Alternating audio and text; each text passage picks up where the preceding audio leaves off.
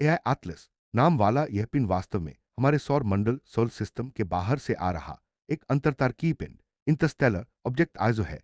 इसे इस तरह समझिए कि अन्य पिंड जो हमारे सौर मंडल के भीतर बने हैं लगभग सभी गैस व धूल के बाद बने और हमारे सूर्य के गुरुत्व क्षेत्र ग्रेविटेशनल फील्ड में बंधे होते हैं, लेकिन तीन स्लैश एटलस उनकी तरह नहीं है।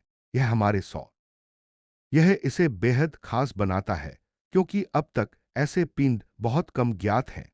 उदाहरण के लिए अम्युआम्यू और बोरिसोव, और इसलिए तीन एटलस पर वैज्ञानिकों की काफी नजरें टिकी हुई हैं। इस पिंड का नाम तीन आई इसलिए है क्योंकि इसे तीसरा अंतरतारकीय पिंड माना गया है। आ बराबर इंटरस्टेलर और एटलस इसलिए क्योंकि इसे खोजने वाले सिस्टम का नाम एटलस था। इसे पहली बार asteroid terrestrial impact last alert system ATLAS नामक सर्वेक्षण टेलीस्कोप द्वारा 1 जुलाई 2025 को चिली के रियो हर्तादो में खोजा गया था।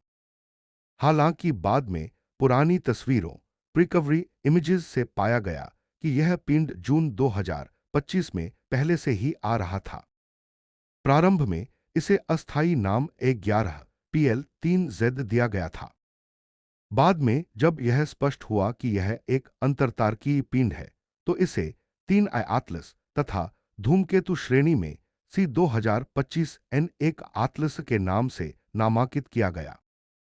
इस प्रकार यह खोज एक महत्वपूर्ण घटना थी क्योंकि अंतरतारकीय पिंडों की संख्या बहुत कम है और इस तरह की खोज हमें हमारी गैलेक्सी मिल्की वे में मौजूद अन्य ताराचक्रों स्टार सिस्टम्स से आए पिंडों के बारे में जानकारी देती है।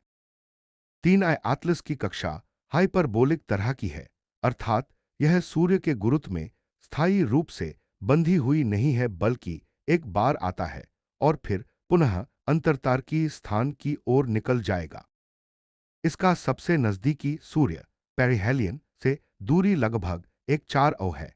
1 AU बराबर पृथ्वी सूर्य की औसत दूरी लगभग 210 मिलियन किलोमीटर। इसके पृथ्वी से न्यूनतम निकटतम दृष्टिकोण की दूरी लगभग 1.8 है, अर्थात पृथ्वी के लिए खतरा नहीं है।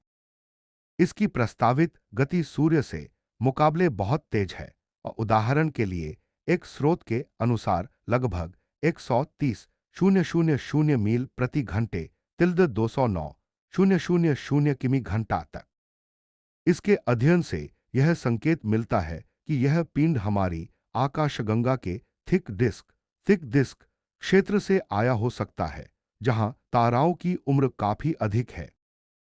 इन सभी तथ्यों का संयोजन यह दर्शाता है कि तीन एटलस न सिर्फ एक साधारण धूमकेतु है बल्कि एक वैज्ञानिक अवसर है अंतरतारकीय पिंडों का अध्ययन। तीन एटलस ने जब सूर्य के पास आना शुरू किया तो उसने धूल और गैस छोड़नी शुरू की जिसे कोमा कहा जाता है, और साथ में पुंछ तेल भी विकसित हुई है जैसा कि सामान्य धूमकेतुओं में होता है। विशेष रूप से वैज्ञानिकों ने यह पाया है कि इसकी कोमा में काफी मात्रा में पानी बर्फ वाटर आइस मौजूद हो सकती है और यह बर्फ संभवतः 7 बिलियन वर्ष या उससे भी अधिक पुरानी हो सकती है, अर्थात यह हमारी सौर प्रणाली बनने से पहले की हो सकती है। इसके अलावा इसमें कार्बन डाइऑक्साइड को दो कार्बन मोनोऑक्साइड को व अन्य गैसों के निशान मिल रहे हैं जो कि इसे और अधिक रोचक बनाते हैं। इसके धूल व गैस की संरचना कुछ हद तक द्विप्रकार डी टाइप एस्टेरॉयड्स क्षुद्रग्रहों से मिलती जुलती पाई गई है जिसमें कार्बनिक यौगिक ऑर्गेनिक मॉलिक्यूल्स व सिलिकेट्स होते हैं। वैज्ञानिकों के अनुसार जब यह पिंड सूर्य के नजदीक गया तो सूर्य की गर्मी प्रकाश सोलर रेडिएशन ने इसके सतह बर्फ को सब्लिमेट कर दिया, अर्थात सीधे गैस में बदल दिया, जिससे गैस व धूल को ऊपर बाहर निकलने में मदद मिली। इस तरह यह पिंड न सिर्फ गतिशील रूप से अनोखा है बल्कि उसकी रासायनिक व भौतिक विशेषताएं भी हमें बहुत बहुत पुराने समय तथा अन्य तारामंडल स्टार सिस्टम्स की परिस्थितियों की झलक देती हैं। तीन एटलस का अध्ययन कई कारणों से बेहद महत्वपूर्ण माना जा रहा है। अन्य तारामंडलों का नमूना क्योंकि यह सौर प्रणाली के बाहर से आया पिंड है। यह उस तारामंडल या गैस स्थूल क्षेत्र की स्मृतियां लेकर आया हो सकता है जहां से यह निकला था। इससे हमें यह समझने में मदद मिलती है कि हमारे सौर मंडल जैसा वातावरण बनने से पहले अन्य जगहों पर क्या था। उम्र दृष्टि से बेहद पुराना, वैज्ञानिकों ने अनुमान लगाया है कि इसकी उम्र संभवतः 7 बिलियन वर्ष या उससे ज्यादा हो सकती है, यानी हमारी सौर प्रणाली बनने से बहुत पहले की। सौर मंडल की सीमा से बाहर तक देखने का अवसर। हमारे सौर मंडल के भीतर बने पिंडों के अध्ययन से हमें एक सीमित दृष्टिकोण मिलता है, लेकिन अंतर्तारकीय पिंड हमें बाहर की दुनिया दिखाता है। जैसे जैसे हम ऐसे पिंडों को पहचानेंगे, हमें यह समझने में मदद मिलेगी कि अंतर्तारकीय माध्यम, इंटरस्टेलर मीडियम व अन्य तारामंडलों में क्या प्रक्रिया चल रही है। धूमकेतु विभाजन की चुनौती। यह पिंड धूमकेतु है या क्षुद्रग्रह एस्टेरॉयड, इस सवाल को फिर से उठा देता है, क्योंकि कुछ पर्यवेक्षणों में यह धूमकेतु की तरह व्यवहार कर रहा है, पुंछ, जबकि कुछ गुणों में यह क्षुद्रग्रह जैसा भी दिख रहा है। भविष्य में मापदंड और कार्यक्रम। इस पिंड का अध्ययन यह सुझाव देता है कि भविष्य में ऐसे अन्य अंतर्तारकीय पिंडों को खोजने, ट्रैक करने व इंटरसेप्ट करने की योजना बनाना संभव हो सकता है, जैसे कि एक मिशन भेजना ताकि हम इन पिंडों को बेहतर तरीके से समझ सके। इसलिए 3 एटलस केवल एक रोचक तथ्य नहीं है, बल्कि यह खगोल शास्त्र, एस्ट्रोनॉमी तथा ग्रह विज्ञान, प्लानिटरी साइंस के लिए एक सुनहरा अवसर प्रस्तुत कर रहा है। हालांकि इस पिंड ने वैज्ञानिकों के लिए बहुत अवसर खोले हैं, लेकिन इसके अध्ययन में कई चुनौतियां भी हैं। दूरी और चमक। यह पिंड हमारे सौर मंडल के बहुत ही बाहरी हिस्से से आ रहा है और इसकी चमक अपैरेंट मैग्नीट्यूड अपेक्षाकृत कम है, यानी इसे बड़े टेलीस्कोप सहायता के बिना आसानी से नहीं देखा जा सकता। सौर विषम स्थिति, सोलर कंजंक्शन। जब यह सूर्य के बहुत नजदीक आएगा तो धरती ग्राउंड बेस्ड टेलीस्कोपों द्वारा सूर्य के ग्लेयर व अन्य बाधाओं के कारण इसे देखने में समस्या आएगी। कक्षा अनिश्चितता। इसे खोजे जाने के बाद भी इसकी कक्षा व गति के कुछ तत्व मान ऑर्बिटल पैरामीटर्स में अभी तक पूर्ण रूप से निश्चितता नहीं है, क्योंकि पहले पहले डेटा कम थे। मिशन भेजने का समय। यदि हम इस पिंड को इंटरसेप्ट करना चाहें तो समय बहुत कम है, क्योंकि यह सिस्टम में प्रवेश कर गया है और पुनः निकलने की ओर है। इसलिए मिशन योजना निर्धारण, मिशन प्लानिंग को जल्दी करनी होगी। स्वरूप विभ्रम, ऑब्जर्वेशनल एम्बिग्युइटी। इसमें धूमकेतु विज्ञान, कॉमेट साइंस और क्षुद्रग्रह विज्ञान, एस्टेरॉयड साइंस दोनों के लक्षण दिख रहे हैं, जिससे यह प्रश्न उठता है कि इसे किस श्रेणी में रखना चाहिए। इन चुनौतियों के बावजूद वैज्ञानिक समुदाय ने इसे विशेष रूप से ट्रैक करना शुरू कर दिया है और कई ऑब्जर्वेटरी तथा स्पेस एजेंसियां इसका अध्ययन कर रही हैं। यह एक विवाद विषय भी है, अर्थात यह पिंड सिर्फ धूमकेतु कहने में कुछ हद तक संदिग्ध है, क्योंकि कुछ लक्षण क्षुद्रग्रहों जैसे भी दिखते हैं। आइए इसकी तुलना देखें। धूमकेतु आमतौर पर बर्फ व जमी हुई गैसों से बने होते हैं। जब वे सूर्य की ओर आते हैं तो गर्मी के कारण बर्फ सीधे गैस में बदल जाती है, सब्लिमेशन, और इससे कोमा व पूंछ बनती है। 3 एटलस ने ऐसा कुछ व्यवहार दिखाया है। क्षुद्रग्रह अधिकतर चट्टानी या धूल धब्बों वाले पिंड होते हैं, जिनमें बर्फगत गतिविधि कम होती है।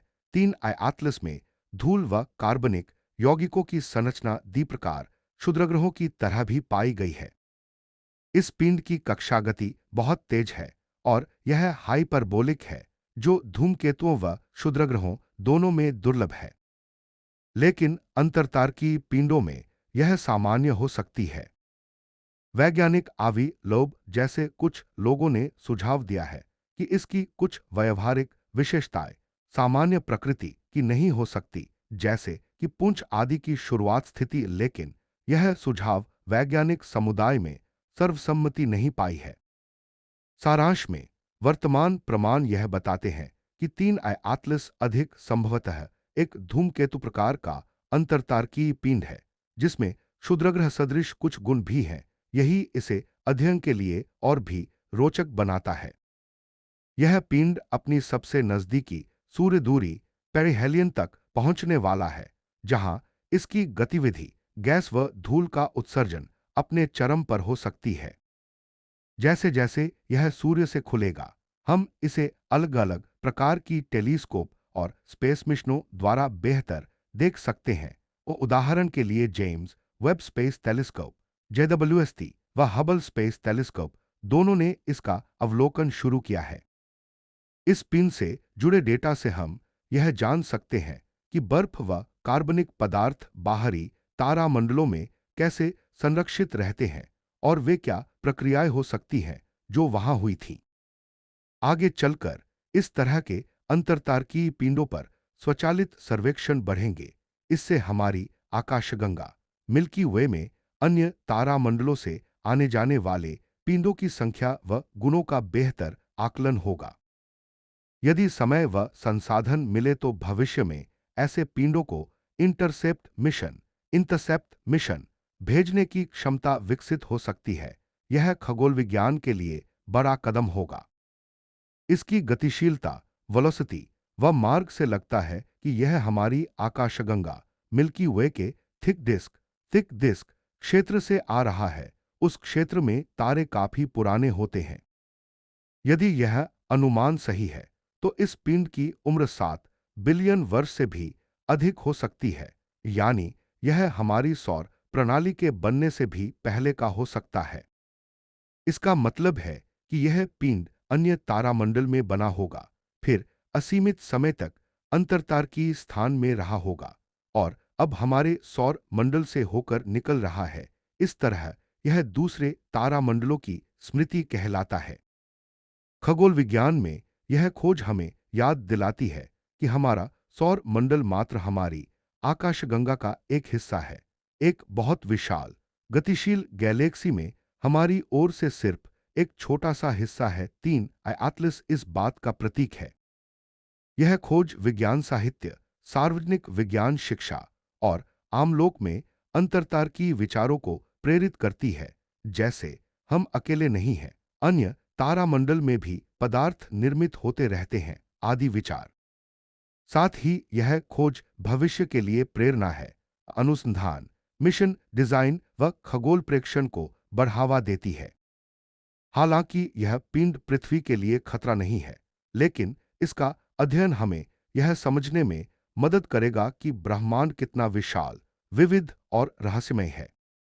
तो अंत में कह सकते हैं कि 3 आयातलिस एक अद्भुत अंतरतारकीय आगंतुक है, जिसने हमारी सौर प्रणाली के पास से गुजरने का अवसर पाया है और जिसने वैज्ञानिकों को अन्य तारामंडलों की जमी हुई धूल गैस व बर्फ के बारे में सीधी जानकारी देने का अवसर प्रदान किया है।